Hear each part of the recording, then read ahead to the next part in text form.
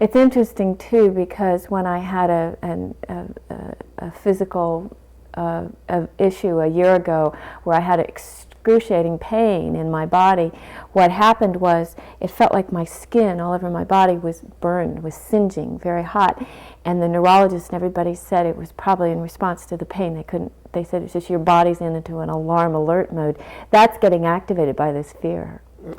So, wow. Like, I have that in addition. So you talk about hot, it's like, I've got that on the outside, this kind of singe, and that will definitely, directly corresponds with the intensity of the feel. Okay. So that's enough, isn't it? It's a lot to work with, but actually I need a little more information. Okay. Do you think that it's interacting with subtle levels of talk or image? Very, very subtle. What do you subliminal. mean interacting? By that I mean that the fear and sadness might be intensified by subtle subliminal activations of visual or auditory thinking.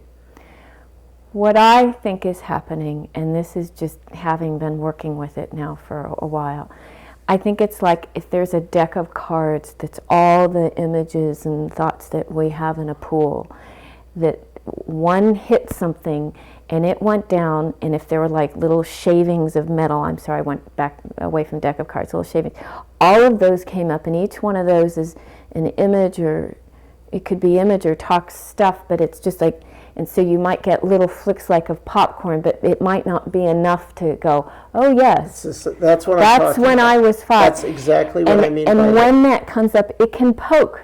It can kind of like add a little bit of a wood shaving to the fire, but it's like the feel called that up, and then that might poke in the feel a little bit. But if I stay with the feel, they just kind of hang out. So the answer to the question is yes, there is interaction with subtle image, which is significant, and also characteristic of catharsis. Although it may primarily come up as body feel flavors, subliminal auditory and visual thinking often enters into the gestalt, especially the visual, because people don't usually hear hell, they usually see hell. Although in theory you can hear it too. But image space is where the monsters are that might be linked to all of this. So that gives me some of the more information that I need. Okay, now believe it or not, yet more questions. Because we gotta see what's really going on, and I don't. You're doing your house. Yeah, right. You're doing your house MD. This is called differential diagnosis, baby. These are my huge diagnostic skills. Okay, so let's see here. Have you ever had the experience of having strong fear that was pervasive through the body, so dissolve into flow that it no longer caused you suffering? Yes. How about sadness? Yes. Have you ever done that? Okay, so then you've already done what we're going to be working towards. We're going to be working towards that experience yet again. Because it's a matter of, basically, what? Let's see, 1, 2, 3, 4. Maybe there's 4 kinds of human beings. There's a lot of ways to classify humans, right? But maybe one way to classify all human beings is there's most human beings who have never had the experience of physical pain flowing so completely that it turned into a flavor of catharsis rather than a flavor of suffering. Most humans have never had that experience, okay? So that's most humans. Then there are the humans that have at least had that experience once, Okay. Then there are the humans that have had that same experience, but with regards to rage, terror, or grief. That's a whole other thing than physical pain in terms of what it's like when that breaks up. So we've determined And that I think harder. incomparably harder, because pain is just pain. The emotional sensations have been honed by evolution to grip us and control us and distort us. They've been honed by evolution for that task. That's what hell is.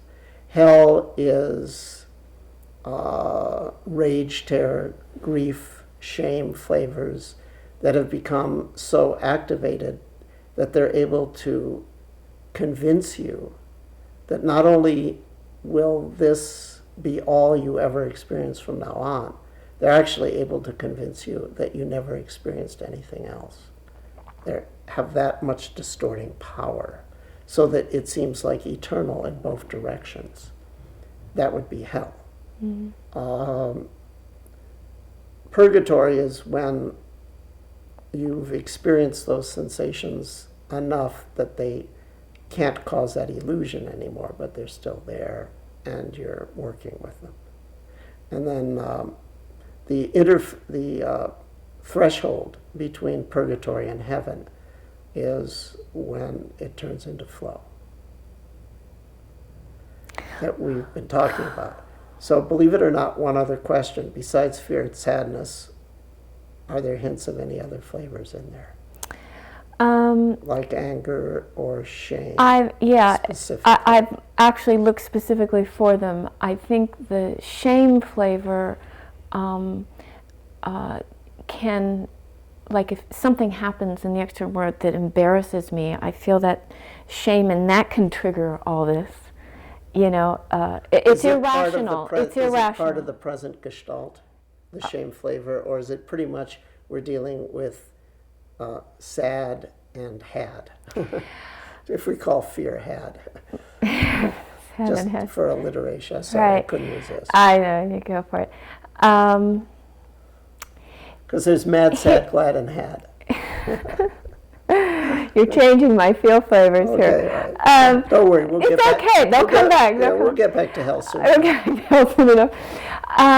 Here's what's interesting. You know that heat I talked about in the body? It shares territory with shame and embarrassment in terms of the flesh. Yeah, makes sense. And so it can trigger it. So they're all kind of interlinked in that way. Okay, it's all information that I need to do the guidance. Okay. And I think I have enough.